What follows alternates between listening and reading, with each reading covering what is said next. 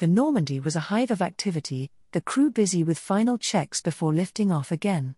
Supplies were stowed away, systems were checked, both by Edie and various engineers, and everything was checked over and signed off by either Shepard or Miranda. Shepard was actually glad to be dealing with paperwork for the moment. It let her ignore the madness from yesterday. It started on a high note. She was still feeling pretty good about helping Miranda's sister, when Liara managed to find not one, but both of the people Shepard was looking to recruit. Something she would have been more appreciative of if both of them hadn't gotten into trouble at nearly the same time. One of them, an Asari Justicar named Samara, had managed to get detained by the security forces, which allowed Liara to track her down pretty quickly, though she might not remain there for long. Unfortunately, this information came at the same time the Drell assassin they had been looking for decided to make his move by going after an Asari businesswoman. Thane Krios was easily one of the best. Which meant that even after 2 years where he was confirmed to be on Ilium, this was the first time someone had a solid lead on his location. It also meant Shepard couldn't head to both locations at the same time, and someone else needed to handle one of the recruitment pitches for a mission no one sane would touch with a 10-foot pole. So the Spectre made a judgment call. She would handle the Justicar while Revan would handle the assassin. The commander would almost have preferred to send Miranda as the next, official highest-ranking member of the crew, but she had been busy making sure there was no way her sister's family leaving Ilium could be tracked. It didn't matter in the end, since Revan had successfully recruited Thane despite some unexpected complications that had popped up in the middle of the mission. Shepard still hadn't heard the full story, but if it was anything like how her own mission went, then she had another headache just waiting for her. And she wasn't going to go searching for another one so soon after what happened with Samara either. She had headed down to the spaceport with the vain hope that things would be solved quickly and easily, and found herself dropped into something out of a crime drama. A Volus murdered by Eclipse mercenaries. Mercenaries Samara had slaughtered looking for information from. Which caused the local powers that be to order her detained. There was even a pretty badass detective that acted with a dry stoicism like she had seen it all. The Spectre might have been more amused with the situation if ordering Detective Anaya to detain Samara wasn't a death sentence in disguise. Apparently there was a time limit the Justicar would cooperate before breaking out, killing anyone in her way, and continuing her personal mission. Nothing Shepard or anyone else could convince her otherwise, and the other Asari seemed perfectly okay with it. It was downright freaky listening to a bunch of them acknowledge Samara would likely kill all of them tomorrow without a second thought, yet hold her in such high esteem at the same time. Thankfully for everyone involved, Shepard was able to find the information Samara needed from the remaining Eclipse in the area, a list of ships smuggling things in and out of Ilium. Samara agreed to join up, and Anaya had wasted no time releasing her from custody. Shepard sighed. Now if only the other recruitment pitch had gone nearly as well. She finished off the last of items needing her signature and made her way to the communications/briefing room. Inside, both Jacob and Garrus were waiting for an official debrief of Thane's recruitment mission. Shepard had already gone through the highlights with Revan, but she also liked to talk to other squad mates when the opportunity was there, just in case she missed something. No one could remember everything important in the middle of a mission after all. "All right guys," Shepard said by way of greeting. "I know things got a bit louder than we were expecting with Thane. What's the damage?" Lots of civilians ended up as casualties when the Eclipse started purging all the workers, and a good bit of the Dantius towers will be shut down until they can be rebuilt. It was obvious Garrus wasn't happy about that. But in exchange we got rid of a company of Eclipse, dozens of mechs, and Revan trashed a luxury Skystrider that belonged to some corrupt businessman. He sounded much happier about those, but one thing stood out to Shepard. "Wait, she did what? Revan never mentioned anything about a car to me." "I don't think she actually knows," Jacob commented, bringing up something on his Omnitool. It was a picture of the car in question, a top-of-the-line model that looked like someone had crushed it from above with something heavy. "We caught a merc slacking on the job and Revan grilled him for information. He said, Something stupid, and she pushed him out the window. Must have landed on the car on the way down. The Marine looked a little disturbed by the style of the Merc's execution, and Shepard didn't blame him. Letting someone fall to their death seemed unnecessarily cruel. Humph, I wouldn't waste time feeling bad about the Merc. Garrus grunted. That something stupid Jacob was telling you about was the Merc boasting his team would be right around the corner once they finished cleaning the floor, right after we ran into a group of Solarians that told us they saw workers jumping off ledges to get away from the Fenris mechs. I think Revan didn't like that. Any sympathy for the Merc drained away. Shepard might have thrown the bastard out the window herself if she had been there. Fenris mechs had a taser designed to work through heavy armor installed in them, and the commander doubted the Mercs lowered the output.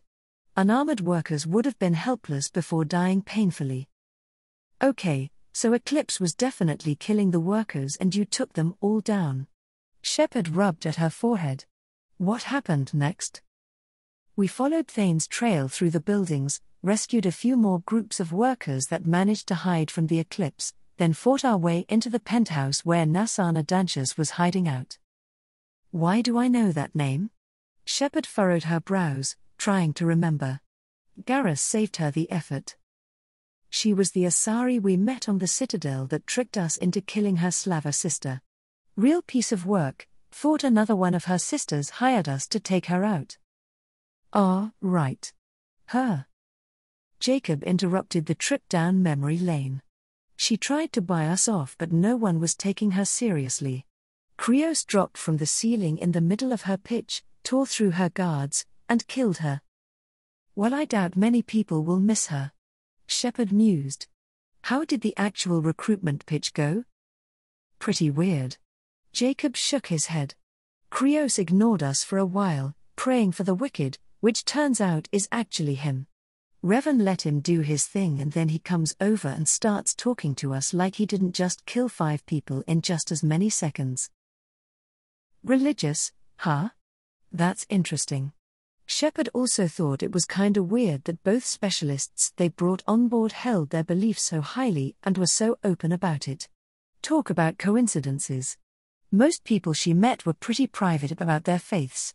Except Hannah, they would go for hours about their religion at the drop of a hat. So what happened? They just started chatting. Jacob threw his hands up. Got along like old friends just like that, and eventually Revan tells him the whole mission is basically suicide and asks him to join up. Krios thinks about it for like 10 seconds and agrees. Shepard's eyebrows disappeared into her hairline. Why would someone? Well, turns out there's some extenuating circumstances. Garrus took over.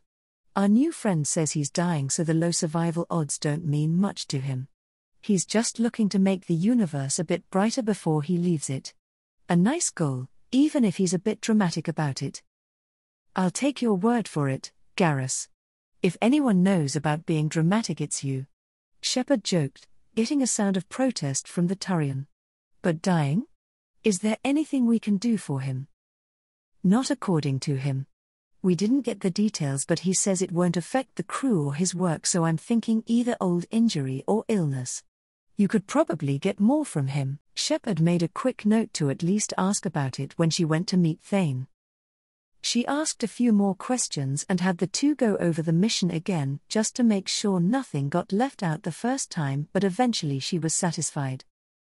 One last check confirmed she had no more questions, and she nodded at the 2 squad members. Okay, that should be all I need. Why don't everyone froze as a tremor went through the entire ship? Before anyone moved, Edie's avatar suddenly bloomed over the hollow projector. Commander Shepard, you are needed in the hangar bay. What's going on, Edie? Shepard was already moving even as the AI kept talking. There is an altercation taking place between Revan and Samara. Shit. That had the potential to rip the Normandy in half. Do we know why? Unknown. Shepard cursed again and double-timed it for the elevator. If those two broke her ship, there would be hell to pay. Oh. While the rest of the crew was taking time to prepare the Normandy for launch, Revan was taking advantage of the final few hours planetside to inspect the new M44 Hammerhead hover tank that had been brought on board with no one hovering over her shoulder and comparing it to some of the vehicles back home. In her honest opinion, the Hammerhead is an over-designed pile of scrap that she bet was some designer's baby rather than an honest attempt at making what she assumed was a light reconnaissance tank. The main gun was fixed horizontally so the whole tank needed to turn to shift targets, the hoverjets overheated quickly if pushed, and the stabilizing fins were incredibly exposed, making them vulnerable to both the elements and enemy fire. If it wasn't for a frankly ridiculously impressive repair system, the Hammerhead would probably never make it more than a handful of deployments before breaking down. And of course, because no one in this galaxy seemed content without one, the designers shoved another one of their limited Vidroid analogs into the frame, practically daring anyone to hack the thing and trap the crew inside. The Sith could only shake her head at the design and continue her inspection. Eventually she decided to take a break and noticed an unfamiliar Asari wandering around the hangar with a look of placid curiosity on her face. Since there was little chance a random person managed to get through Edie and the rest of the crew unnoticed, this person must have been authorized to be here.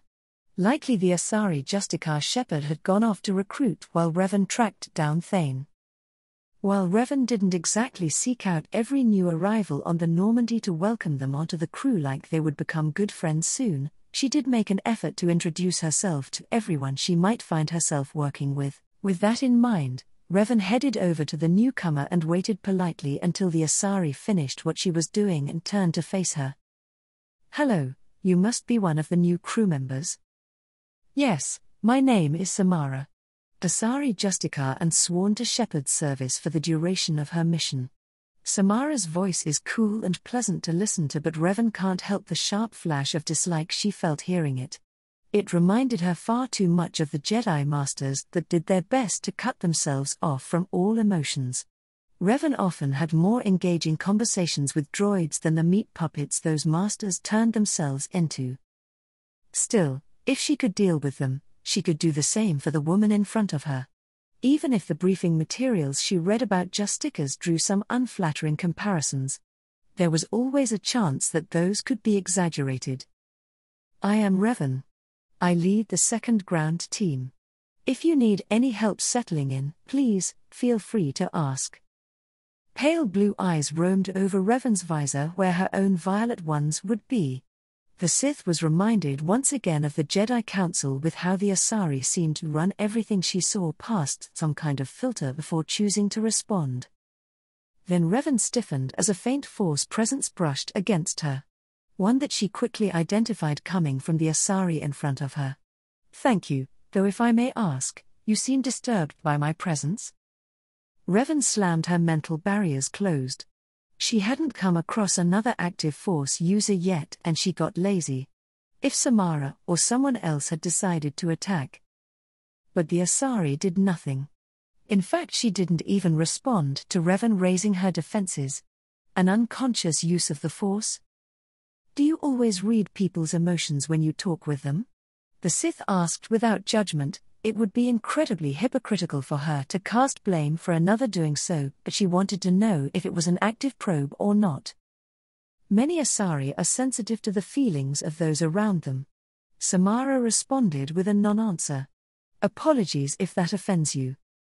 The more Revan learned about the Asari, the more she was convinced they naturally had a strong Force connection as a race. Though in a way it tentatively confirmed the earlier probe was a natural or unconscious use of the Force and not a directed effort on Samara's part. In the unlikely event that Revan decided to take another apprentice, the Asari would likely be a good place to start looking. "It wasn't that. I have bad history with monastic orders and was projecting that on you," Revan replied. They had a habit of hiding behind their code and traditions when it was inconvenient to live up to the spirit those things were created for. "I wasn't aware humans still had monastic orders," Samara said with a spark of interest. "And while it is distressing to hear, I can assure you Justicas are fully devoted to our own code."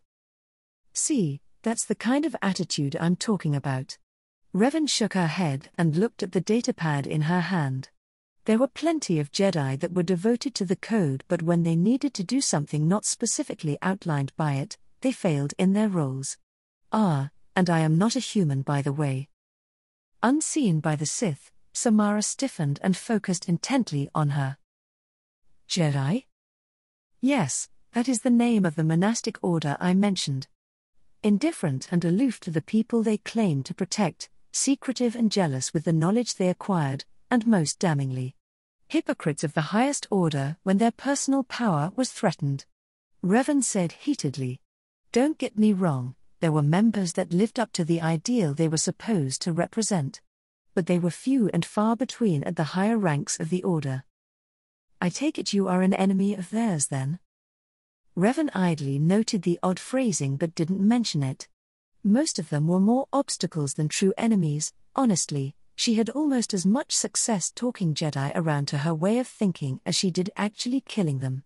And many of those she did kill wouldn't have been there if it wasn't for the Council being too cowardly to face her themselves. I can only hope the Justicars are a better representation of how to live by a code than they were. She corrected herself. Samara shifted again, and this time Revan not only noticed the movement, she noticed subtle whispers in the Force warning her of danger nearby. Occasionally, when a Justicar meets a foe that can be a threat to the Order or to the Asari as a whole, they are given a title. Did the Jedi do similar? Perhaps Sith, or even Darth? The whispers grew louder and Revan frowned behind her visor.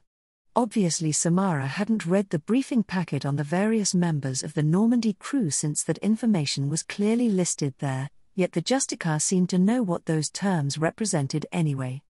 Another instance of Revan's galaxy making contact with this one? Revan brushed off those thoughts and began to draw deeply from the Force, even as Samara began to glow with a biotic aura. Yes. I've been called both those things, though more for my hostile stance against the Jedi than for following the traditions of the Sith.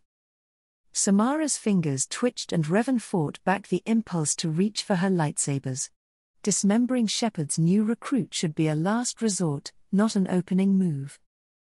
It's regrettable that I am forced to retract my oath so soon after giving it. The third oath of subsumation only has one clause for release before the mission is complete, to prevent the rise of a Sith Empire by the will of the goddess. Shortly after Samara finished speaking, biotic energy crashed into a Force barrier with an impact that shook the entire ship. Eventually Samara was forced to back off from her assault and retreated a few steps before diving out of the way of a quick burst of lightning. As Revan tracked her, several thoughts crossed her mind. Somehow the Justicars knew about both the Jedi and the Sith. Probably more than the Alliance did as well, considering it sounded like the Asari considered the Sith enemies of their religion. She wondered if another person had managed to get themselves stranded in this galaxy like she did, or if the Asari simply recovered an artifact. Though more Force visions couldn't be discounted, especially with the sensitivity the whole race seemed to possess. The Asari tried to pull a nearby crate over to use as cover, but Revan grabbed it in her own telekinetic hold and forced it still until the mass effect field surrounding it collapsed. She tried again, but this time using one of the crates as a battering ram. Revan allowed it to rocket towards her before jumping over the flying object and launching more lighting at the Justicar. Caught out in the open, Samara responded by throwing up a glowing barrier that managed to hold off the Force-empowered energy splashing against it. In a short few seconds Revan had learned quite a bit about her sudden enemy. Samara not only had more raw power than Jack, though maybe not for long considering the human's powers were still growing, she also knew how to use it with a precision Jack lacked. Several times Revan tried to end the fight by choking Samara to either knock her unconscious or to open her up to another attack, only to find the Asari had automatically adjusted her personal barrier to compensate. She also found out rather unpleasantly Samara was capable of using two singularities at once, despite all research she had done on the technique saying that was nearly impossible. Samara revealed herself to be fairly decent at tactics too. Not only taking advantage of the miniature black holes she created to hamper Revan's movement, but also combining effects to try and throw the Sith off. lifting objects only to pull or throw them once she thought Revan had ignored them, deliberately missing in attempts to corral her into the path of more powerful attacks, and in one case, exploding a singularity by intentionally destabilizing the mass effect field to force the Sith Lord to back off. And that was what revealed the Justicar's weakness. Throughout the entire fight, Samara had done her best to stay some ways away from Revan. She simply didn't seem as comfortable with hand-to-hand combat as she was with her biotics. Samara could probably contend with most fighters no problem, but the Asari recognized Revan was likely better and did her best to keep distance. So Revan strove to get close as much as possible. She certainly wasn't about to let some Jedi knockoff best her now. The two combatants squared up again after their latest scuffle forced them apart. Each one looking for an opening. Both of them were so focused on the other that they almost didn't notice two lift fields coming at them until it was nearly too late. Revan dropped her force barrier and looked over to see who dared interfere with her duel, to find a furious Shepard marching her way into the hangar. "What do you think you are doing?" Shepard hissed each word through clenched teeth. A small part of Revan's mind was amused that the commander had intruded on a duel between a Sith Lord and a Justicar wearing nothing more than casual clothes and a bad attitude. The rest was occupied looking for any hint that Samara would continue attacking. However, it looked like the appearance of the commander had taken the fight out of Samara for the moment. She was still poised to respond to an attack, but her posture was purely defensive at the moment. "I thought your oath meant you wouldn't randomly pick fights with my crew." Shepard spat. At least she knew who started the fight. "Normally, yes," Samara replied calmly. "But all oaths and duties are secondary when it comes to removing the Sith from the galaxy. This is a facet of the code that has hardly ever been relevant, so I did not mention it during our conversation." "Well, at the very least you inherited the causal disregard of your oaths from the Jedi." Revan sneered. "I'm sure whoever started your little sect is very pleased with themselves." It was telling how pissed off the commander was, though now that she wasn't focused on combat, Revan could easily sense the human was fuming, that she didn't turn to face the Sith. Merely pointing a finger at her, demanding that she keep quiet. "Well, it's pretty damn relevant when you start breaking my ship. And you." Shepard rounded on Revan. "I know for a fact you have that stun blaster thing on you. Why the hell didn't you use that instead of carbon scoring my hangar bay?" She pointed at the black lines left behind by Revan's lightning. "Once the fighting started, I couldn't afford the distraction of trying to draw it." Revan shrugged. It was a lie though. She actually hadn't drawn any other weapons because Samara had managed to prick her pride and she wanted to beat the Asari without them. Shepard certainly didn't seem to buy that either, going by the glare. Sure. Now how are we going to fix this so I don't need to worry about my ship blowing up every time I turn my back on you two?" Shepard demanded. "The code demands the threat of the Sith is removed. This supersedes my oath to you, Shepard. We cannot allow a repeat of the Red Sith Empire to be born here." "Revan, explain." Revan was actually shocked that Samara mentioned the Red Sith, though when she thought about it, it made some sense. According to the briefing, the Justicars were old. Thousands of years old. For something from Revan's galaxy to get here early enough to be included in their founding tenets, it wasn't much of a stretch to believe they were talking about the old Sith Empire. The Red Sith Empire, more commonly known as the original Sith Empire, was the result of a schism in the Jedi. After they were defeated in war, a few dark Jedi fled to the depths of the galaxy, my galaxy, that is, and discovered the Sith, a comparatively primitive warlike race unusually sensitive to the Force. Those dark Jedi subjugated the locals and elevated themselves to become gods to their new subjects. After a few thousand years of interbreeding through the use of alchemy, the differences between the native Sith and their dark Jedi masters ceased to be relevant. So Sith became just the name of the Empire and their slaves, and eventually became a term for dark side users after their destruction. Revan felt a small bit of amusement at the astonished expression on Shepard's face. She could be quite expressive when she wasn't focused. You named yourself after an empire that enslaved an entire race and tried to take over the galaxy. Shepard cried.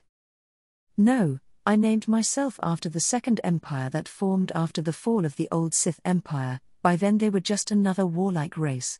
And again I did that as a symbolic gesture to rouse the rest of the galaxy in preparation for the Vong's invasion. The reasoning does not matter. Samara cut in coolly. The code is clear. Shepard, either join me in destroying the Sith or stand aside. Until she is dead, I cannot follow you on your mission. The amusement Revan felt was snuffed out by the Justicar's words, and her hands crept towards her lightsabers. She would not be going down without a fight.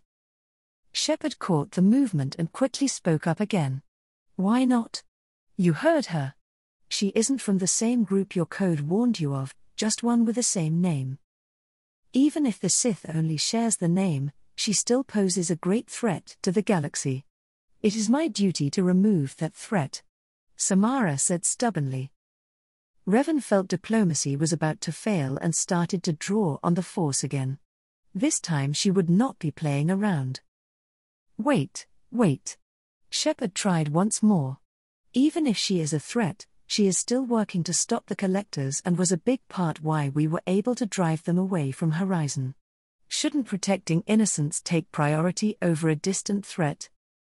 The Justicar actually paused at that. If she is truly not one of these old Sith, then I suppose my oath of subsumation would not be revoked and Shepard's faith in you would take precedence over the code. Revan watched as Samara thought it over but didn't release her hold on her blades. After some time the Asari looked to the Sith. Very well, I will withhold any actions against you until the mission is over or you prove Shepard's faith misplaced. Excuse me, I must meditate on these matters. Revan watched warily as Samara left without another word. Whoever created the brainwashing regime for the Justicars certainly outdid anyone Revan had ever met. Not even the most fanatical of the Jedi had been able to swap their decisions so robotically. What the hell just happened? Shepard asked tiredly. It seemed Revan wasn't the only one affected by the sudden departure. That is what happens when someone lets a code determine everything about how they live. Revan replied. They cease being people and just become puppets to a bunch of rules. The commander just sighed and rubbed at her face. I'm not dealing with more of this right now. We're leaving the dock in an hour.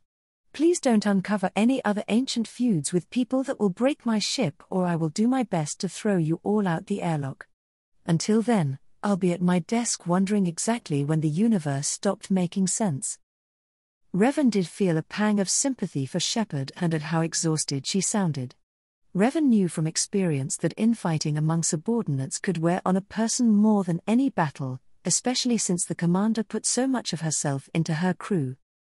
The Sith wasn't about to subordinate herself or bend over backwards to make the commander's life easier, but perhaps a gift was in order as thanks for dealing with Revan's problems on her behalf.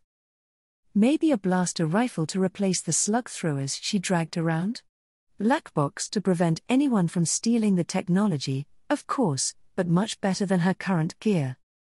Revan opened up the inventory list she had taken of everything salvaged from the ship she arrived on and started looking at parts. Now she just needed to see what would suit the humans' needs. Shepard was overjoyed when she discovered the last dossier on the list was actually Talai. Apparently after their meeting on Freedom's Progress, Talai had decided to join back up with her old commander once she finished her last mission and sent out a message saying so. The only problem was, the date her mission was expected to be finished had come and gone without any word from her Quarian friend. When Shepard reached out to the migrant fleet about trying to get in contact with her, she was only told that Tolly's entire group had gone dark in the Far Rim and their last known location was on a planet called Hestrom deep in Geth-controlled space. It might have been a bit of an overreaction, and Shepard felt mildly guilty making the 2-week voyage to the Dolan system with no further information, but she wasn't about to leave a friend in a bind. Mass Effect transition successful, Commander. Joker dutifully reported as the Normandy decelerated. I don't like the looks of this place though. That star is putting out a lot of radiation. It's actually scratching our radiation shields from here. Shepard looked over his shoulder at the readings on one of the control panels. Just like Joker said, there was a noticeable spike in magnetic and solar emissions coming from the system's sun. "What do you got, Edie?" The AI's avatar popped up from the nearby projector. Scans of the local star confirm that it is entering the beginning stages of erupting into a red giant, though previous scans of this system indicate this development is premature for a natural development. The increased solar activity is overwhelming all local communications. We will be unable to locate Talizora or her team from orbit and will need to use their initial planned landing site as a starting point. In addition to that, there seems to be considerable Geth activity in the system along with a potential environmental hazard on Hestrom itself. That didn't sound good. What kind of environmental hazard? It is highly likely that these levels of solar output will have overwhelmed Hestrom's protective magnetosphere. Direct exposure will likely damage personal shields with direct exposure. Joker whistled. Not the place to work on your suntan then. You sure you want to head down there, Commander? Want to? No. Shepard said easily. But Tolly's down there somewhere and might need our help. So down we go. Roger that. ETA to the landing site is 1 hour. Oh. An hour wasn't a huge amount of time to decide who to bring with her, but Shepard was able to narrow down the list of squad members down pretty easily when she thought about the conditions they would be operating in. Thane, Jack, and Kasumi were out because they didn't have anything that would block out the harmful radiation from the sun if their shields failed. Miranda would be busy running the ship. Jacob and Grunt were solid backup, but didn't offer much in an investigation. They were very much point out what needs shooting and watch them go members of her team. So that left Mordin, Garrus, and Samara. Mordin, while brilliant, focused more on biology than mechanics, so he would have little to offer against the Geth, while Garrus had fought dozens of the mechanical hive-mind soldiers alongside her before, and Samara's biotics would pair well with her own. Choices made, Shepard had Edie notify both of them to meet her in the hangar and be ready for a mission. Even with the Normandy's stealth systems, she didn't trust the Geth to not respond if they noticed the ground team at some point. That meant a small, easily extracted team. Which is why it was a surprise to see Revan waiting patiently next to the shuttle as soon as the elevator doors opened. "Revan, you." "I'll be joining you planetside." Revan interrupted. "There is something down there calling to me." That did nothing to set Shepard at ease. Her main 3 goals were to get planetside, grab Talai, and leave. Not go hunting for whatever Revan had felt. "I wasn't planning on 2 squads. We need to be quick and mobile if we want to avoid attracting attention from the Geth in the area." She tried dissuading Revan, but the elf waved her off. "That's fine.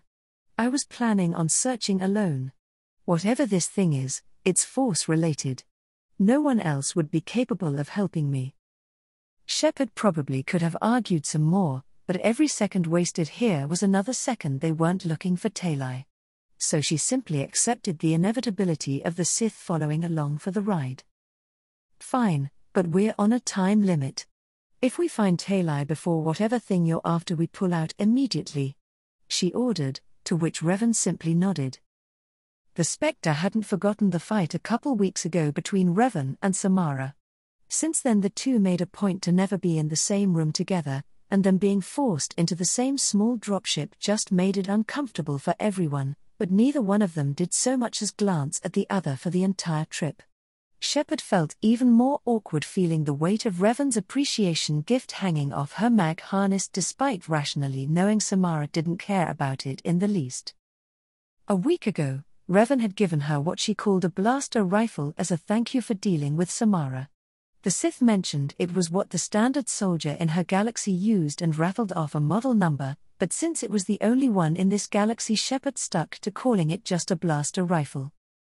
While she normally preferred to get up close and personal in a fight, it had taken the Spectre less than 5 minutes to fall in love with the laser gun. Tough, reliable, and burning through kinetic barriers 5 times better than a standard assault rifle, Shepard would have appreciated the weapon no matter what.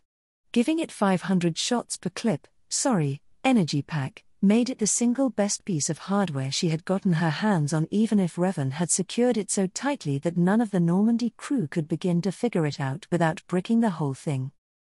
The Justicar had walked in on Shepard practicing with her new weapon in the weapons range and assured her that she had no issue with Shepard accepting the Sith's gift, but the commander still couldn't help but feel like she was choosing sides between her crew. So it was a relief when the Kodiak made landfall and the doors popped open, letting the 4 crew members out into the burning hellscape that was Heastrom. In some ways it was sad. The ruins they landed at had once been a thriving Quarian colony. Now it would never be one again. Not with the sun turning the entire planet into a death trap. In others, it was straight out of a horror vid. Tall stone buildings, bleached white from Dolan's harmful rays, completely empty except for murderous alien machines ready to kill them all. All right, our records for Tolly's group say they should be somewhere in these ruins. Shepard said, eager to not waste time. I'll take point. Garrus, you're on Overwatch. Samara, watch the flanks. And Revan. The Spectre trailed off, giving the Sith an opportunity to speak. I'm having trouble pinpointing the object calling to me at the moment. I'll remain with your team for now and let you know before I break off. I'll assist the Justicar in covering the flanks. Samara nodded serenely. I'm sure you will live up to your reputation as a warrior. Revan didn't respond to what Shepard was sure was a veiled insult, and the commander figured there was no time like the present to begin heading into the ruins. Just as predicted, direct sunlight played havoc with their shields. Even a few seconds were enough to drain them considerably, and the heat prevented them from recharging until they managed to find some shade. Thankfully, shade wasn't too hard to find in the ruins. Even before being forced to live in spaceships had wrecked the Quarians' immune systems, the species seemed to favor cavernous designs and buildings. And they seemed to build to last. That, or the Geth made sure things were still working because their squad ran into a security gate still functioning and a station nearby. Stack up. There might be Geth inside, but check your fire. I don't want us blowing out the controls by mistake. Shepard ordered. She and Garrus hugged either side of the door while Revan and Samara prepared to breach. After a quick count, Shepard opened the door and the 2 powerhouses walked through to reveal not only Geth but Aquarian as well. Unfortunately, everything inside was already dead. Emergency log entry: the Geth are here. I've stayed to buy the others time. Aquarian voice, identifiable by the mechanical reverb of his vocalizer, said through a nearby console. He must have recorded this just before his death. Anyone who gets this, find Tully Zora. She and the data are all that matters. Keela Salai. Poor bastard. Garrus commented as he looked over the Quarian's body. There was no chance he was still alive, considering the plasma burns that chewed through his torso. Indeed, but he confirmed your friend is here and was alive. Samara replied. His sacrifice was not in vain. There was really nothing more to say than that. So Shepard quickly triggered the gate controls and the squad moved on. They didn't get far before they heard the hum of a Mass Effect engine passing overhead. Incoming dropship. Garrus called out as the insectal craft started dropping Geth all over the plaza directly in front of them. The mechanical soldiers didn't need to worry about broken bones, so they were practically catapulted out of the ship using Mass Effect fields, and pretty soon there were over a dozen on the ground in seconds.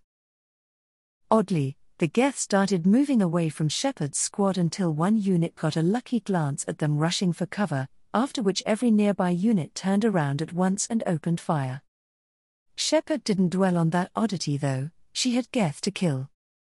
She didn't like her odds getting up close with the possibility that stepping out into the sun at the wrong moment risked breaking her shields, so she grabbed her blaster rifle and aimed at the closest Geth unit.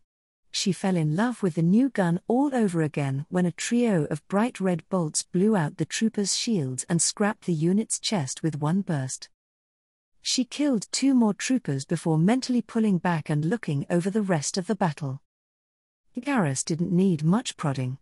He knew from previous encounters with the Geth to focus on units trying to sneak around the edges, and the sight of one of the Geth's flashlight-like heads exploding in a burst of sparks and white liquid let her know he was doing his job just fine. Samara was proving herself to be every bit the powerful biotic Shepard had expected as the Justicar threw out technique after technique, not only shredding the Geth with re-fields but pulling them into the air and hosing them down effortlessly with her SMG. Finally, Revan. The Sith had neglected to mention her swords were capable of deflecting certain kinds of projectiles and was alternating between frying the Geth with lightning and shooting them with their own shots. It was apparent Shepard wasn't going to need to do anything fancy for this firefight and went back to blasting any trooper caught out of cover with her new gun. Between the 4 of them, the Geth troopers barely lasted a full minute before they were wiped out and the ground team was moving forward again. Anyone else notice they didn't look like they were here for us? Garrus asked once they regrouped. Oh, good, not just me then. Shepard said back. Any chance that means our Quarian research team is nearby? Revan paused and tilted her head. I can sense several sentients up ahead. Most of them are feeling fear and a few are in pain. One just died. Everyone stopped at that and stared at the Sith. Shepard was tempted to ask why she hadn't brought it up earlier, but knew this wasn't the time for it. All right, I guess we found them. Let's get moving before the Geth get to them. Instead she focused on going faster. There were a few more Quarian bodies on their route through the ruins that proved the research team went through this way, but that they weren't alone or safe. They turned a corner and wound up coming up behind a squad of Geth in the middle of a firefight. With all of the units facing the wrong direction, Shepard's squad had the rare opportunity to blitz the entire group. Every Geth there was thrown into the far wall by the combination of Shepard and Samara's biotics and then hosed down with more lightning. I'm starting to feel redundant. Garrus quipped. Shepard patted him on the shoulder and started moving forward again. Don't worry, Garrus, you'll always be team mascot in my book. Her smile died when she turned the corner and found the remains of a Quarian fire team on the floor in front of her. She didn't waste time barking out orders to check them over for survivors. Sadly, 2 were already beyond help, but 1 might pull through if they made it to a med bay soon, and the last was only temporarily saved by Revan's direct intervention. Come on. Stay with me. Shepard muttered repeatedly as she alternated between injecting Medigel into the various holes in the Quarian's body and trying to patch his suit with some hasty applications of Omni-Gel. Halfway through, a discarded radio unit crackled to life, the sound of gunfire audible in the background over the stressed speaker's voice. Break. OP1, this is squad leader Calriga, do you copy? Shepard waved Garrus to take over the Quarian's treatment while she grabbed the unit even as Calriga kept talking. The Geth sent a dropship towards OP2. Tullyzora's secure, but we need backup. We're bunkered up here. Can you send support? This is Commander Shepard of the Normandy. 2 of the squad up here are in critical condition, the others didn't make it. Can we provide assistance? Damn it. All right, patch your radio to channel 617 theta. Shepard's ground team quickly changed to the correct frequency. We were on a stealth mission. High risk. Rieger continued. We found what we were after, but the Geth found us. And they've got us pinned down. Can't get back to our ship, can't transmit data through the solar radiation. What the hell is so important that brought you to the middle of Geth space? You are asking the wrong person, Shepard. I just point and shoot. Something about the sun going bad faster than it should and energy problems. So the Quarians noticed that too. And they were actually here to find out why. Okay. What's the status of your team? How many are left? And do we need to worry about Geth reinforcements on the way? We were a small squad. 12 Marines plus the science team. Rieger said sadly. We're down to half strength now. Made the synthetic bastards pay for it though. As for reinforcements, I don't think so. A Geth patrol ship spotted us on a planetary sweep and its dropship started raining Geth down on us. That's where all of them are coming from. It hasn't lifted off again and the radiation blocks all off-world communication. So they only had to worry about the Geth in the area and not a frigate or something waiting overhead. Good. Shepard watched as Samara gently lifted the injured Quarians and moved them out of the way, then turned back and motioned that they had done all they could for the Marines for the moment. How are you holding up? My team can be there in a few minutes. No, take it slow and careful. We're bunkered down at the base camp across the valley. I left Halizora at a secure shelter, then doubled back to hold the choke point. Getting her out safely is our top priority. If you can extract her, we'll keep them off you. Damn, it sounded like Rieger was ready to die as long as Talai made it out okay. And while Shepard respected the hell out of the Marine for that and confirming Talai was safe for now, she would prefer that all of them made it off this planet. Shepard looked over the valley and spotted where the Quarians were holed up against the Geth and started forming a plan. Okay, hold position. We'll hit their back flanks. Wait. Hold back, we've got another dropship heading in. The ground team could only watch on from a distance as a Geth dropship made a strafing run on the Marines' positions, blowing their cover, and the soldiers' bodies, to shreds at the same time. Shepard looked away when she noticed a nearby stone pillar had destabilized in the attack and was about to fall on the fallen Marines. She didn't need the image of bodies getting flattened added to her nightmares. Oddly, there was no distant thunder of a multi-ton block of stone crashing to the ground, so Shepard risked a look to find the same pillar floating harmlessly a few inches over the prone forms of the Marines. What the? Everyone turned to look at Revan and saw her with one hand outstretched in a clawing grasp. Shepard quickly turned back to the valley and saw the pillar slowly set down a few feet in front of the Quarians. Shepard, what the hell was that? Rieger's voice exploded out of their calms, but the Spectre was too busy ordering her squad to move forward to answer. She wasn't sure what she would say anyway. Their local magic space elf lent them a hand? No way. Never mind, they're coming through the side. I've got to fall back. Sasumos, get those Marines inside. Oh. Revan was actually a bit impressed by the Geth from what she had seen so far. Plasma weapons, shared tactical data in near real time, and a fluidity of motion she had only seen in high-end droid models back home, the Geth certainly made a good first impression. They definitely lived up to the rumors and propaganda the Sith had encountered regarding them in Cerberus's databases.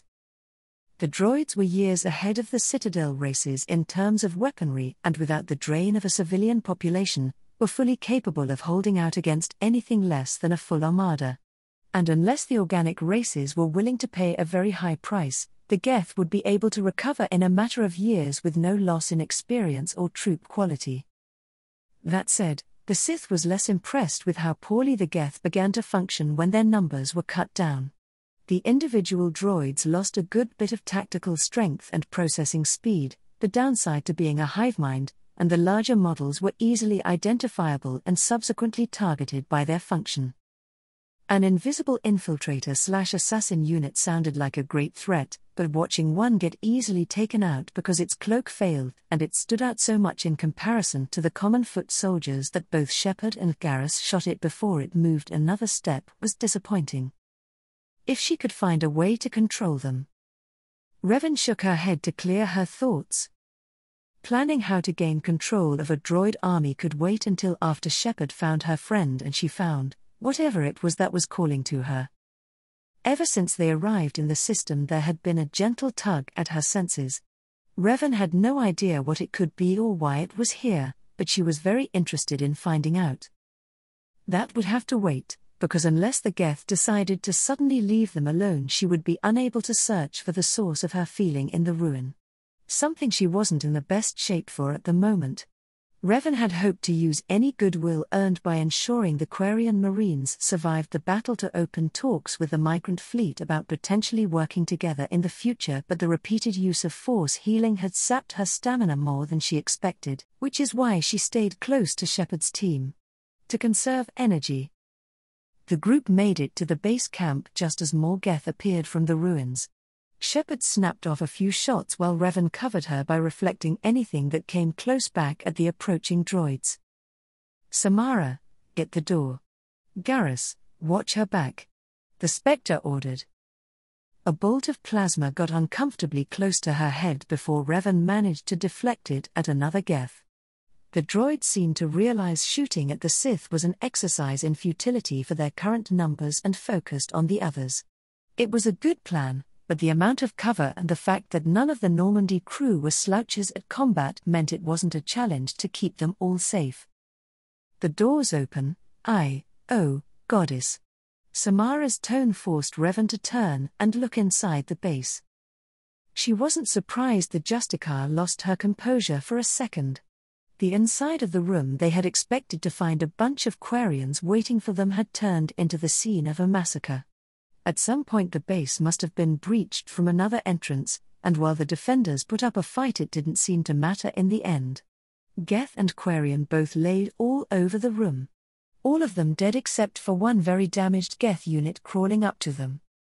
The Asari recovered quickly and didn't hesitate to finish off the droid with a burst from her SMG. The base was breached. I don't think there were any survivors. Revan informed the commander, knowing she wouldn't have taken her eyes off the enemies until it was safe to do so. Damn. Shepard cursed. How? Revan could only shrug. She hadn't exactly gotten a good look at the base interior. A Geth wandered out of cover and had its head blown off by the nearby Turian sniper. And that's the last of them, he said smugly before catching the look on Shepard's face. What's wrong? Garrus was brought up to speed and the team swept through the base looking for survivors. This time they didn't find any. What they did find was a damaged console and a call coming from Shepard's friend Talizora. It quickly became apparent that despite being considered essential by the rest of her team, Talai didn't know much more than Calriga did, but she did acquire the data they were so desperate to retrieve. While those two talked, Revan started moving back the way they came. Going somewhere, Sith? Samara questioned mildly. The injured Quarians we left behind, I was going to move them here. She replied. Obviously it isn't completely safe, but moving them to the base camp would be better than just leaving them out in the open. I see. You don't mind if I assist you? I don't. Annoyingly, Samara didn't say another word as she shadowed Revan back up to where they had left the unconscious Marines, content to just watch as Revan checked their vitals. She did help by using her biotics to assist moving the second Quarian back while Revan focused on the first. Revan was going to need a shower after this mission. She could practically feel the self-righteousness wafting off the Asari Justicar. She wasn't going to be the one to break first though. Let the Justicar examine every action of hers through that code.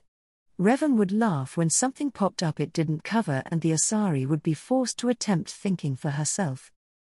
The two made it back to the base with no incident just in time for them to see the rear door unlock and Talizora's image disappear from the monitor. Shepard turned to the others, okay, we should hurry. No telling how long the Quarians can hold out for. And Revan, Samara, thanks for grabbing those two. We don't want to leave anyone behind. The group moved ahead in the same formation as before, but Revan found herself growing distracted as the pull from the Force slowly grew stronger the more they went forward. Apparently the object calling her was close by, and she was getting closer.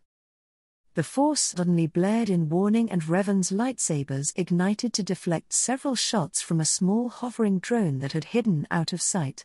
Several more of the hovering droids soon popped out from behind various walls. Clearly they had walked into an ambush. I'll take care of the drones.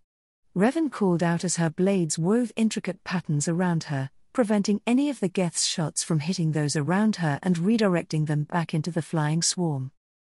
We'll take care of the Prime. Shepard called back. Revan was surprised that there was another threat, especially one twice as tall and much more heavily armored than most of the Geth they had come across, that had slipped past her senses. She mentally upped the priority of figuring out how to bring the Geth under her command or finding a way to neutralize them. She had forgotten how annoying droids could be. Virtually unnoticeable in the Force unless she was paying close attention or they were a direct threat to her. Not a threat she wanted to leave open for exploitation.